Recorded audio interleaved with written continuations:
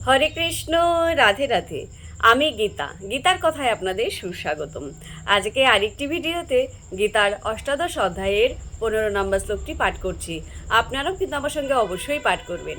ওং নমো ভগবতে বাসুদেবায়, ওং নমো ভগবতে বাসুদেবায়, ওং নমো ভগবতে বাসুদেবায়, ওং তৎসৎ। হরে কৃষ্ণ। শ্লোকটি আমার সঙ্গে উচ্চারণ করবেন। শরীর বাক মনোভিজত কর্ম প্রারভতে নর, ন্যায্যম বা বিপরীতম বা পঞ্চ এতে তস্য হে তব। অনুবাদ: শরীর, বাক্য ও মনের দ্বারা মানুষ যে কর্ম আরম্ভ করে তা ন্যায্যই হোক বা অন্যায্যই হোক, এই পাঁচটি তার কারণ। তো ভক্তগণ, এমনি করে প্রতিদিন একটি করে গীতা শ্লোক পাঠ করুন আর এই দুর্লভ মানব জনমকে ধন্য করুন।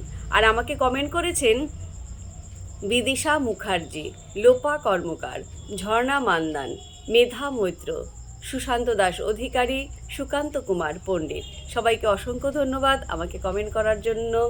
সবাই আমাকে রাধে রাধে জানিয়েছেন, আপনাদেরকেও রাধে রাধে। হরে কৃষ্ণ, হরে বল।